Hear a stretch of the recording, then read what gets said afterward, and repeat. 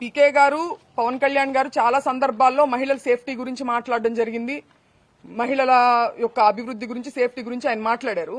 ఇది ఏం సేఫ్టీ అని నేను అడుగుతున్నా ఇవాళ ఆయన. మీ బలం చూసుకుని కాదా, మన వేలితోనే మన పొడిచే ప్రయత్నం కాదా ఇది?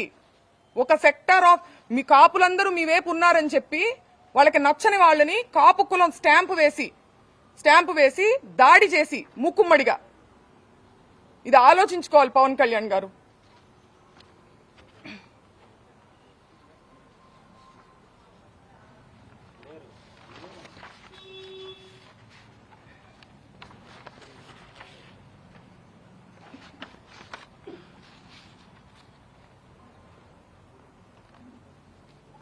కుటుంబాన్ని టార్గెట్ చేయడం, కుటుంబంలో మహిళల్ని టార్గెట్ చేస్తే అంబటి రాంబాబు గారు భయపడతారు అనుకోవడం.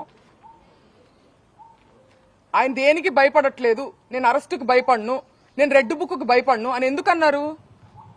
ఆ నిజాయితీ ఆయన దగ్గర ఉంది కాబట్టి, ఆయన కరెక్ట్ గా ఉన్నారు అనే నిజాయితీ, ఒక మోరల్ స్ట్రెంగ్త్ ఆయనకు ఉంది కాబట్టి ఆయన కాన్ఫిడెన్స్ చూపించారు. అంతేగాని ఈ రకంగా ఆయన మహిళల మీదకి వస్తే అయితే మేము మహిళల మీద దాడి చేస్తాం, మీ ఇంట్లో మహిళల మీద, అప్పుడు కూడా నువ్వు భయపడవా అని అనడం ఇది రౌడీజం అవుతుందా, రాజకీయం అవుతుందా? స్టేట్ లో లా అండ్ ఆర్డర్ ఉన్నట్ట?